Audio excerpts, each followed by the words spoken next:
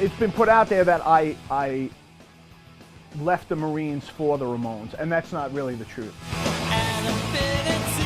What really happened was I was already home for quite a while. When I left, I was waiting to be discharged. I was already pretty much out. The Marine Corps decided they weren't going to let me go, and in my mind, I was already out. Literally, the day before I was going to go back, a friend of mine called me up and said, yo, the Ramones are auditioning bass players tonight in New York City at SIR Studio. He was like, you should go. I was like, what am I going to do that for? And then I was like, you know what?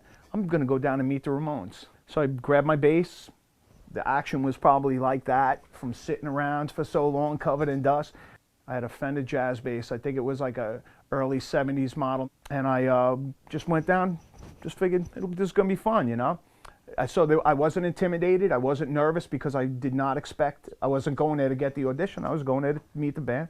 Went in, introduced myself to Johnny, introduced myself to Mark. They were like, what song do you know? Now, I knew no Ramone songs. I hadn't played a cover song in years. On the way there, I just listened to I Want to Be Sedated a whole bunch of times. I knew it was an E. I basically could fudge my way through it, and so I went to the audition. Never played with a pick before. Had to stop at a music store and buy picks on my way to the audition. I went, you know, they asked me what song. I said, I Want to Be Sedated. We played the song once. We stopped. Johnny asked me a couple questions. Joey walked in, played the song again, and left, and figured, that's it, you know. That was fun. Went home, called everybody I knew. I went and jammed with the Ramones today, you know. I was totally psyched. Figured that's probably about as good as life's going to get. I got a phone call from Monty the next day. I came home, my mother was like, Monty Melnick from the Ramones called you. I was like, did I leave a cord at the studio or something? And I called him back, and he was like, all right, so come back on Monday and learn a couple more songs. And I was like, oh, okay.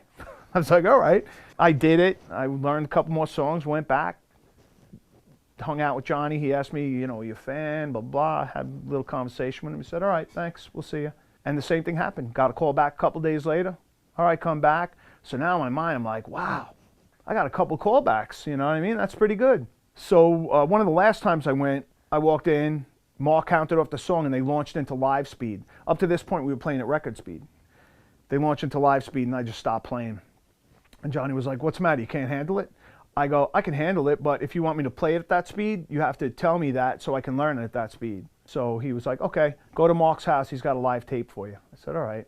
Next day, I drive out to Mark's house in Brooklyn, pick up the tape, go home, start learning at that speed. Went to another audition. And after that one, I was like, oh my God, I'm really in the running for this. In my head now, I'm trying to figure out how I can get out of this thing with the Marine Corps. So I call back to base. I go, hey, listen, my name is Ward, CJ, private. I go, I was waiting on a discharge when I left. I'm just trying to figure out, you know, what I need to do to get straightened out. The guy on the phone's like, all right, where are you at? We'll call you back. 15 minutes later, the cops knocked on my door, picked me up, took me to jail. Bounty hunter picked me up the next morning, took me to Philadelphia Naval Brig. 2 Marines picked me up from there, took me down to Quantico, Virginia. I got a Mohawk at this point. They bring us there. The first thing they do is they march us over to the barber. And I sit down in a chair, and the barber's got a big smile on his face. He's like, I'm going to enjoy this one. Shaves my head. They take us over to where we're going to be staying. I'm sitting there in the common area watching Yo MTV Raps. And the corporal on duty comes out, and he's like, hey, Ward, you got a phone call. I walk over, I pick up the phone. Hello? Chris? Yeah, it's Johnny Ramone. I was like, oh. I go, Johnny, listen, I'm really sorry. I should have told you guys. I said, but, you know, I just wanted to see how far I could take it. He said, well, what did they say? I said, well, I heard when I was in the brig up in Philadelphia that there's a new commandant in the Marine Corps, and they're just trying to clean the book. So I'm going to be here probably a month, 2 months, and then they're going to give me a discharge, and I'll be done. And he was like, all right, well, do your time, and you got a job when you get out. I actually ended up only being in there for 3 or 4 weeks. They put me on a Greyhound with $30 and sent me home. Called Monty Melnick as soon as I got in. I said, hey, Monty, I'm back. He said, all right, well, take the weekend off, and Monday we start rehearsing. 5 weeks, I learned 40 songs, and I did my first show September 30th, 1989 in Leicester, England, and that was it. From there on out, it was big change in lifestyle. Big change in lifestyle.